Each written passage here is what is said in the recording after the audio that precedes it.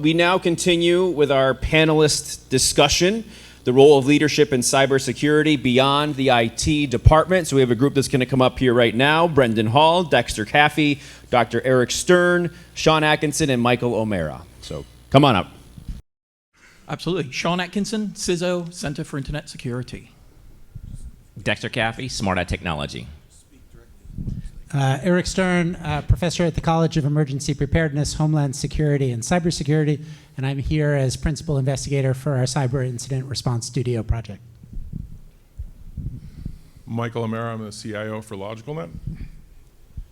Brendan Hall, Senior Vice President at Alliant Insurance, where I co-lead the cyber consulting and brokerage business. Thank you. So obviously you're all here because you are leaders. Even if you're not in the IT department, you are leaders in cybersecurity. You're here to try and get a better picture of what you're going to do when you go back. Try and help your boards, help your members, help your company grow in that. And our panel today is going to help you understand how you need to present that and how you're going to promote that leadership culture in your organization. So with that, I'd like to talk about some of the culture and accountability in there. Brendan, if you wouldn't mind starting us out, how should business leaders set the tone from the top?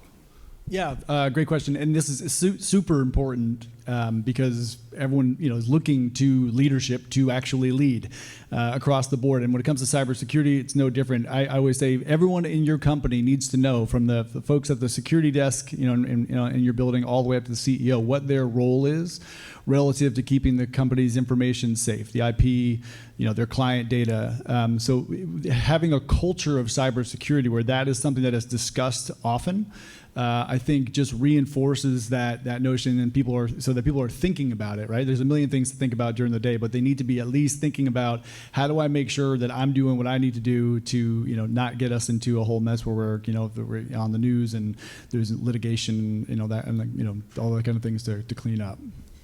All right, and Eric, what are some of the obstacles that would stop that from happening? Well, more generally, in terms of an emphasis on cybersecurity, leaders obviously have many priorities, and some of them want to make those investments and put personal attention into making sure that their organizations are as well protected and as well prepared as they can be, but not everybody wants to do that. One of the challenges is I think, about learning from experience, and in these events, an organization is put under tremendous stress if you're struck by a cyber attack, and many different parts of the organization have to work together, and it takes some concentrated effort to process what's happened, try to identify lessons learned, have an after-action review. A lot of times that doesn't happen. If you don't have a good safety and security culture in an organization, people want to just sweep it under the rug and move on, then you don't learn. And if you don't share your lessons with others in the industry and in comparable organizations, then your community, your industry, or your country don't learn. And that's why information sharing kind of work that my colleague from the Center for Internet Security does is so critically important. And if you wouldn't mind, Dexter, Eric just talked about sharing business responsibilities, sharing information. How can executive leadership promote that sharing culture? I think, number one, when we talk about cybersecurity, it's kind of like talking about, I just bought a car. Well, what type of car was it? Was it a station wagon or was it a Rolls Royce? So we have to break out cybersecurity and be very specific instead of just saying cybersecurity. It's kind of a big word with a lot of different meanings. Is that cloud security? Is that website security? So I think making things really simple for employees to understand, this is our focus right now. And let's say you're talking about email security. Being very specific on what type of security you're talking about, not just the whole, because it's confusing if you have an employee that doesn't know about cloud security, doesn't know about, that's so making things simple for people to understand. As a culture, I'll give you a prime example. What we did in our startup recently, we had one of our folks who worked with us in London, and she was buying a house. She was actually renting an apartment. So what happened was the person had connected with her through WhatsApp and said, hey, listen, I know you're supposed to put the down payment on the apartment by the office tomorrow, but if you could do that tonight, that would be highly appreciated. And so she was kind of confused. And so it was like over the weekend, like a Sunday, and they said, here's the information right here to send it to us. So what happened, a hacker came in remotely and got into the system of that apartment company and knew who she was going to send money and told her to send it tonight instead of tomorrow. So she waited till tomorrow to call the apartment complex, and they said, we never told you to do that. That was from a hacker. So we had a kind of a culture of understanding how people are coming at you. So if employees really understand that, it'll be so helpful for the whole organization. So we have to, in general, again, we have to not just be IT focused. We have to go across all the departments. So what are some of the ways that you can help embed that mindset across the other departments of a security first, security by design as opposed to security after the fact across multiple departments, not just the IT one? Yeah, no, I think it's all about framing, and I think it's a discussion of risk and bringing that risk discussion to finance and thinking from a fraudulent perspective, HR, onboarding, offboarding, and really then thinking about other departments as well, because we see how interconnected those elements become to cybersecurity and ultimately a risk conversation. But what we also have to think about is when we're looking at marketing is also ingesting privacy and other elements into that space, as the great talk we had this morning. Those have to be discussions as well as the business processes and the exposures those business processes have from an organizational perspective to the threat element. Having that understanding, building a literacy really helps start to assess secure by design and really then relate that to organizations and departments. About security's everybody's responsibility being the moniker in that space. And I very much appreciate the security is everybody's responsibility, but one of the things reasons it's everybody's responsibility is there's a huge cost and benefits to actually implementing security first and correctly.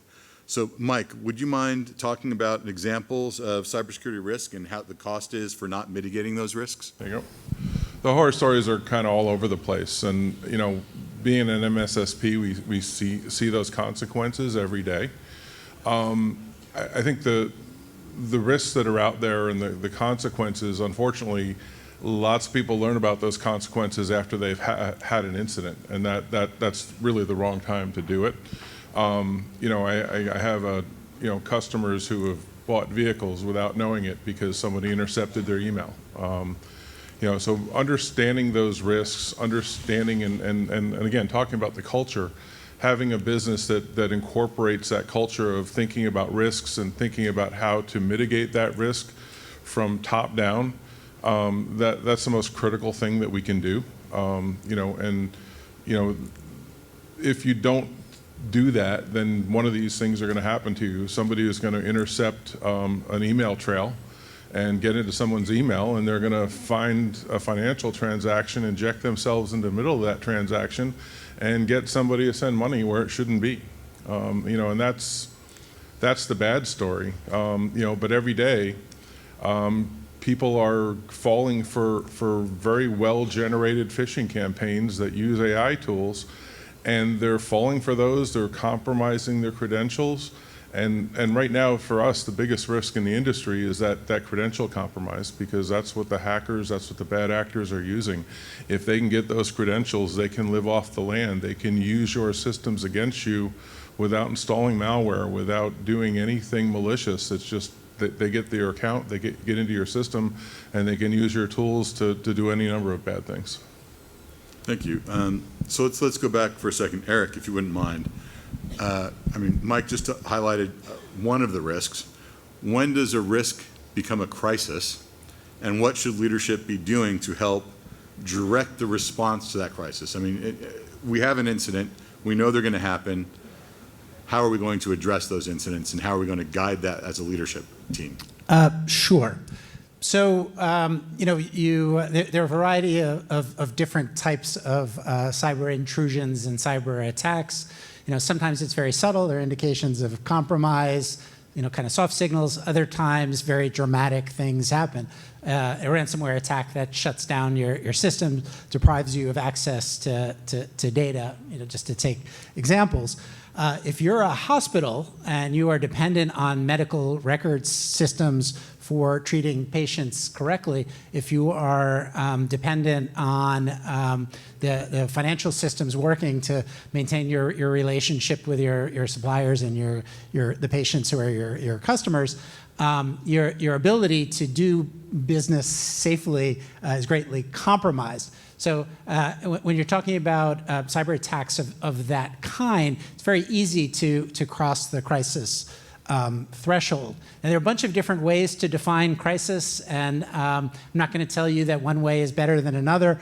A way of defining crisis or definition is attached to a purpose. So if you're in the public relations space, often you talk about a crisis as being an event or a situation where confidence in the ability and the positive perception of the brand are at stake.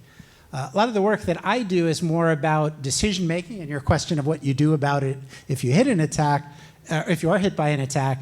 And so a crisis is often a situation where core values of the organization are threatened. There may be uncertainty about the nature of the event or what the consequences are going to be, and there's tremendous time pressure.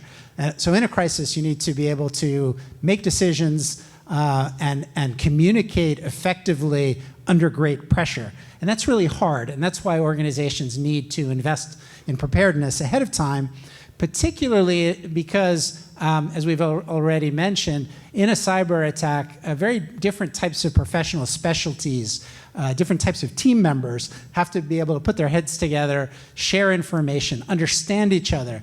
The tech folks, on the ITS side, have to be able to communicate the risk to often the generalists that are in charge. When that doesn't work well, you have big problems. So it's pretty challenging. Well, and to address that challenge, and again, I'm going to kind of split this question between Dexter and Brendan, if you wouldn't mind. So you now have an incident that's happened. You're trying to respond to that incident. Dexter, what leadership behaviors are going to help you recover from that incident, become operational again, as we just heard, as Eric just mentioned? And Brendan, what role should insurance play both prior and post-incident to help us make that recovery, help us become whole again, help us help our customers out? I think from a lot of companies that I talk to, I deal with a lot of banks in Arkansas. One of the situations that I've recently seen that's happening, it's a very fast-moving situation. Hackers are actually going after banks, and they come in remotely, and they go straight for the wiring, where the wire information is at. That's one of the new things that they're doing. They're going on those web-based platforms as well as those internal platforms, and they're actually sending money to themselves. I can't tell you how many banks I've spoken with CEOs, and they pulled me aside and told me about this, but this is a real situation. How they handled it, to answer your question after that, it depends on the organization, how large the organization is. It's not a one-size-fits-all, so it just really depends on the size of the organization and how well structured they are to handle that, depending on the CISO that they have at the time. The one CISO I know at one of the banks were fired, so now you have a whole situation there. So so I think it's hard to really say how every company should handle it, Alan. I think it's just an overall size of the organization. And again, just to get clarification on some of that, so there's a lot of damage that can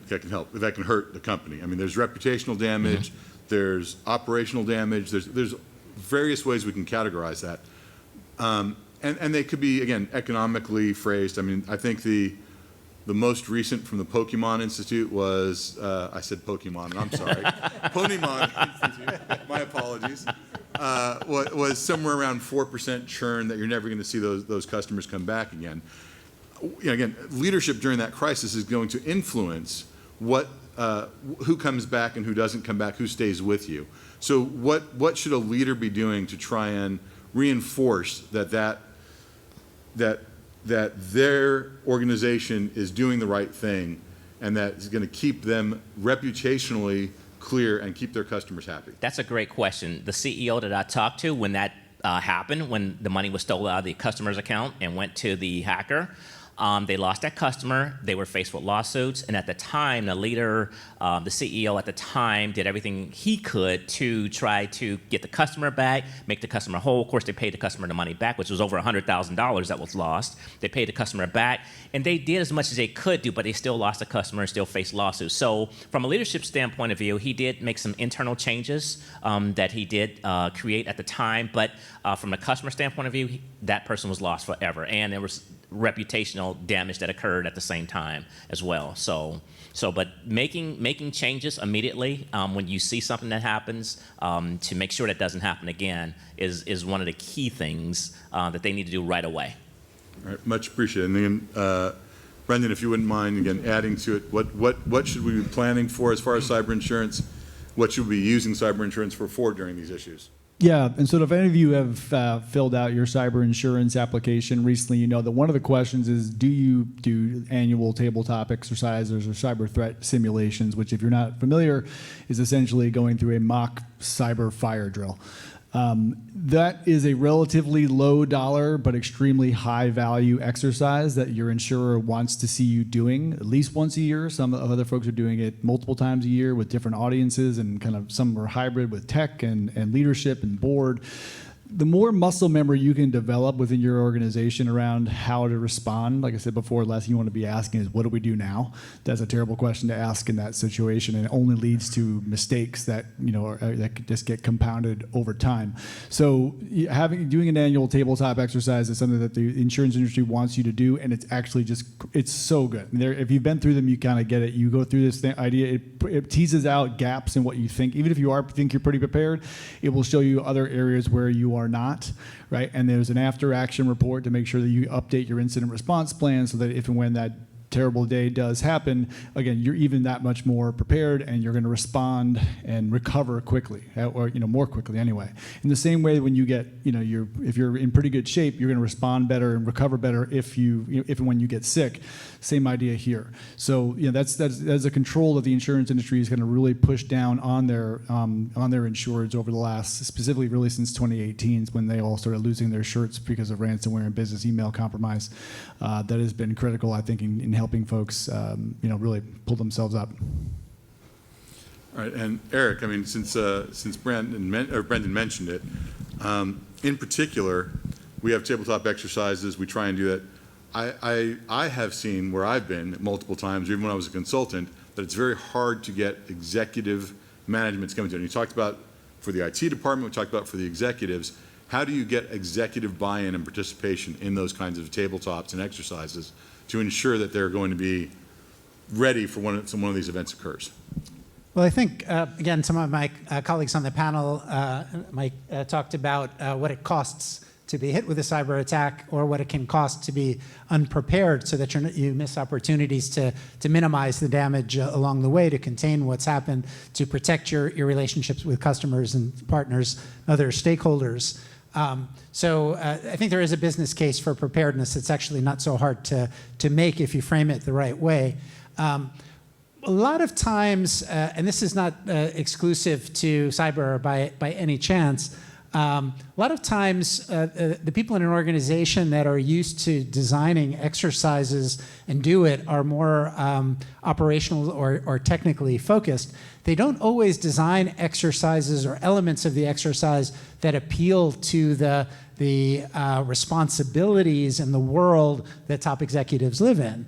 And so if you can come up with a very sweet technical problem for the IT folks to play with, about containing the damage or restoring the systems, the IT systems narrowly, but I think if you want to catch the attention of the executives, you need to show them the problem set that emerges, the types of decisions hit with a ransomware attack. Do you pay or do you not pay? Do you go to law enforcement? Do you not go to law enforcement? How do you live up to your regulatory requirements for reporting, which is an issue that brings in the lawyers, while also publicly communicating in ways that are good for the brand, which brings in the PR folks. And so if you design an exercise that really recognizes the role and the worldview and what the C-suite cares about, it's a lot easier to get them to come the first time. And if you deliver an experience that's a growth experience for them, they'll come back. And along those same lines, Mike, I mean, we've been mostly talking about some financial frauds here and some incidents, but there's obviously a lot more than that that actually affects us as cybersecurity leaders. So what are the most critical risks that you see right now in the industry, and how has that changed over even the last couple of years? What trends are we seeing that are affecting our businesses? So I stood here 4 years ago, the first event that we ever did, and said, you know, the biggest thing everybody has to do is they have to have MFA, because nobody was doing MFA at the time. And the landscape shift from then to now is massive. So you've always got to be constantly looking at the risks. You've always got to be looking at the events and looking at what's happening every day and what around you. And you still have to protect against the old stuff, but we've really gotten good at the old stuff. We've gotten really good at vulnerability management and clearing up vulnerabilities. We've really gotten really good at making sure that the network is secure. So, and we got really good at doing MFA.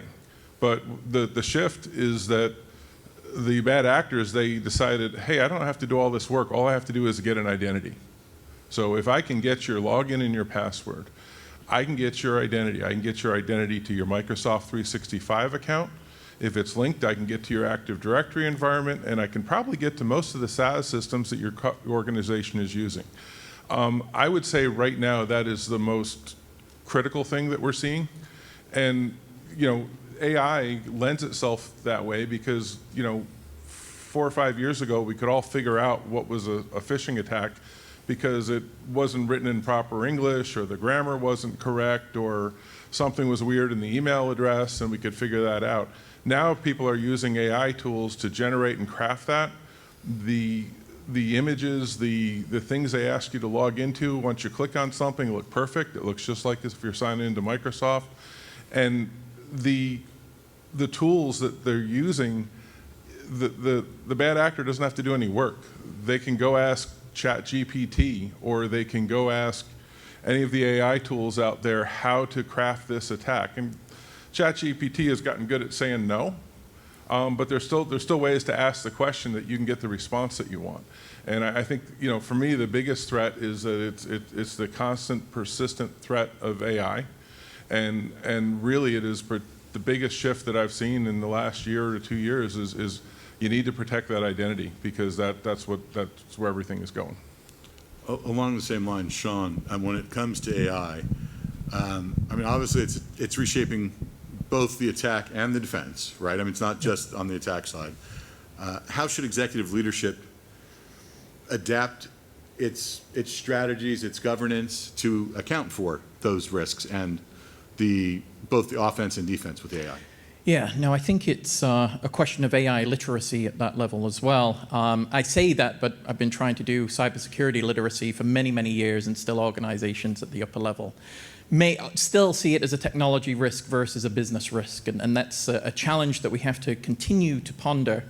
As we think about AI, both from the attacker perspective as well as shadow AI within an organization, if it's not been permitted, I'm sure that representatively we may identify that there's some shadow AI going on.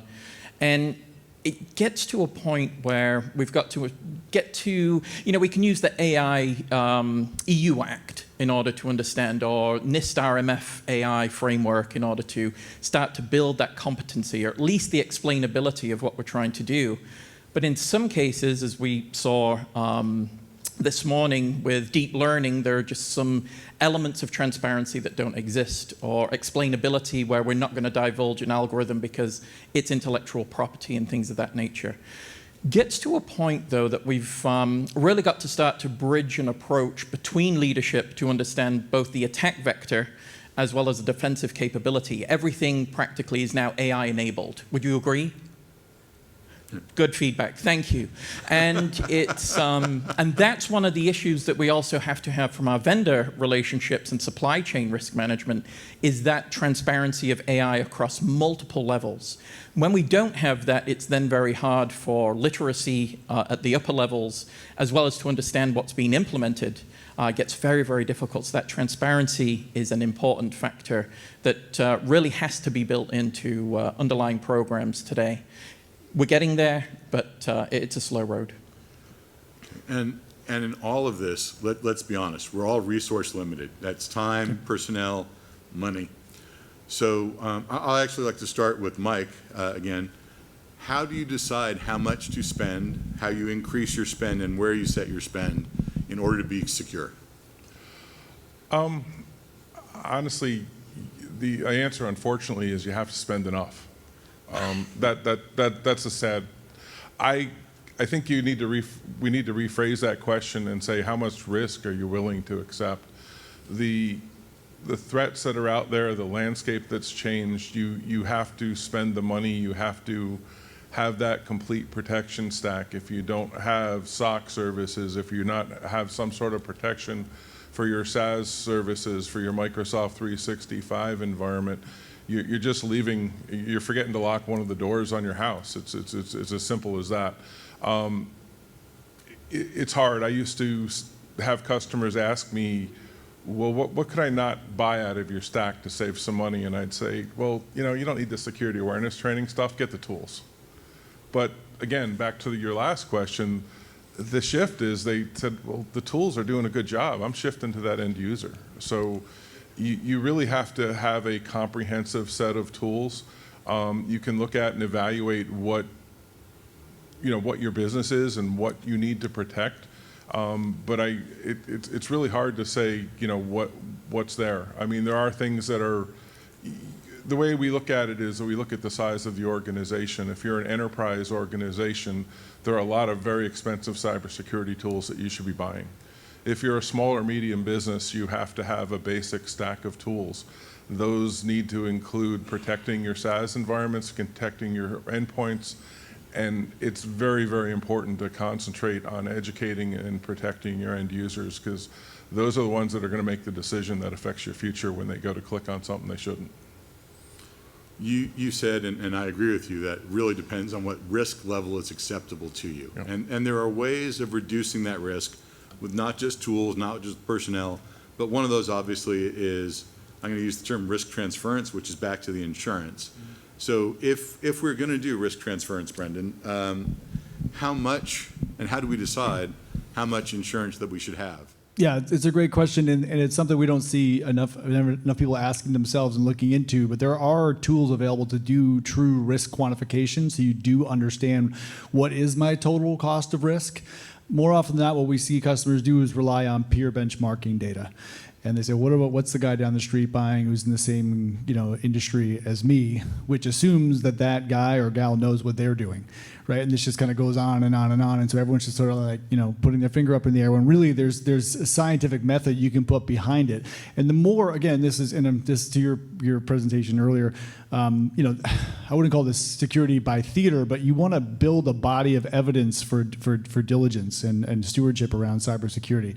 And if you can point to a scientific method that using Monte Carlo simulations and that helps you understand what you could actually be out financially, and then applying that to how much insurance you buy and what other strategic investments you make in cybersecurity, because part of these exercises is to say, okay, maybe we've got $50 million of total, is our total cost of risk. We're going to buy $30 million worth of cyber insurance, and for the other 20, we can reduce that risk by making strategic investments in MDR, technology, or any other identity and access management, a third-party risk management program. Okay, and you can actually plug those data points in and see how much that further reduces your risk.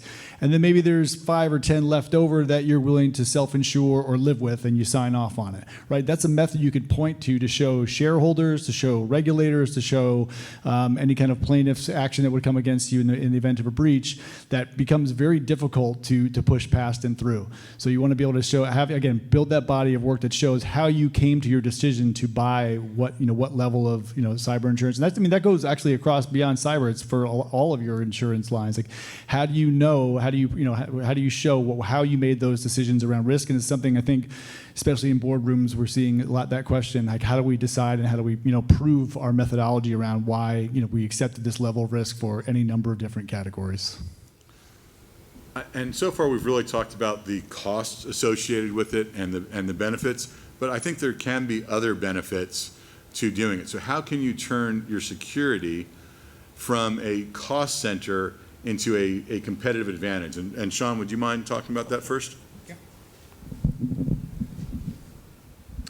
No, definitely. I think there's opportunity really to represent what cybersecurity means to an organization by defining not only appetite and tolerance for making decisions in that space, but really moving down into a path where it's a considered effort, as it were, throughout an organization. From leadership on down is how this becomes ingrained as part of the value proposition that we offer other organizations, whether a product or service. Now, it was mentioned earlier about certification and attestation, and really where we should be setting that versus the ceiling is that's the floor, that's the minimum requirement that we have, and then bringing that to fruition within an organization to build upon those capabilities in terms of, one, attributing and also discussing cybersecurity risk across an organization. As I mentioned before, it's a business risk, and identifying, again, business processes that introduced elements of both vulnerability and exposure, having those defined, having those identified and represented to organizations about when we make a decision in this space, the consequences of that, and adjusting tolerance in those different areas as well. It's not to detract from value, it's to add value to the organization from a resistance, resilience, and also a perception of risk, because you don't want to get into where we're assessing brand value by the fact that we've now got penance projects because we've had a data breach and things of that nature. Want to move it forward versus so proactive versus reactive, and having these discussions across an organization. Very important, and then gets that communication channel and culture working. Does it solve the problem? I don't think so. It's the receiver needs to receive that information and consume it as part of the day-to-day. But if it's continuously assessed, and we've got elements of just-in-time training for certain processes, and right now AI exposure and things of that nature. I do want to mention one thing about AI real quick, and it was Dexter had mentioned it, where cybersecurity is a huge topic. So is AI. I think we need to get to contextualize and what AI we're actually talking about. Then we can start having better, more focused conversations, and how this then affects respective culture from many different departments within an organization. Thank you. What I'd like to do real quick, is there anybody else who'd like to talk about how cybersecurity can be, again, a differentiator, a driver of revenue as opposed to a cost center? I mean, I know I talked about it this morning, but honestly, the only time that it makes sense to put security in from a financial standpoint is when that security is giving you a financial return. So if there's anybody else who'd like to comment on, please. Sure, and I think that cybersecurity as a whole is really a board issue. So this affects the company financially. So like you mentioned too, that if let's say, for example, you plan to have an expected amount of loss, but no losses is ever expected. It's always an unexpected loss that's even bigger. So it hits the bottom line. So instead of spending another $200,000 a year for marketing, now you have to spend it on legal and things like that. So really, the board should really kind of focus on the amount of money that should be spent for cybersecurity, and how is this going to affect us if we don't spend it, and this happens, then how will this affect us financially? Okay. Anybody else who'd like that? Right. I mean, how many data centers are represented here today? Your security, right, is part of your product, and without it, right? So this is one of many examples where investing in your security and be able to show a level of efficacy to potential customers that they're going to feel safe putting literally all of their crown jewels in your house.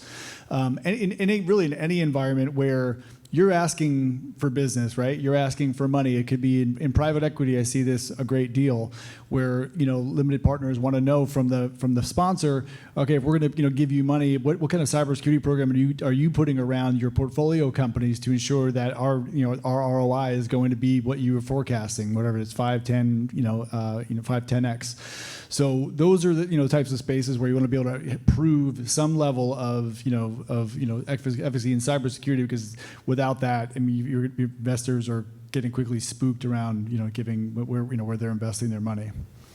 So, did you want to say something, Mike? Yeah, I just add that, if you're a business, you have vendors, you have customers, and the risks that you take on, you transfer to your vendors and to your customers. And you also take on the risks that your vendors and customers have when you do business with them. So it really should be part of your relationship when you promote your relationships, whether it be a vendor, whether it be a customer, that you have, that you have the security tools in place.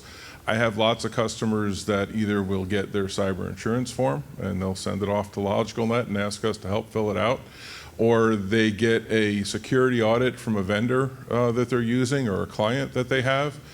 And my experience with the customers that have made cybersecurity part of their culture is it's easy when they get those things now. Whereas those who are resistant to it and don't do it, they get those and they're like, oh, I don't know what I'm going to do. I don't know, how I'm going to answer these questions for my customers, or how I'm going to convince them to continue to do business with me. And I think you have to use it. You have to put that flag up and say, we do this, we're secure, and that's going to make you a good partner to do business with. Again, I appreciate you guys all taking the time and contributing today. Thank you very much, and I think that we're next. Thank you.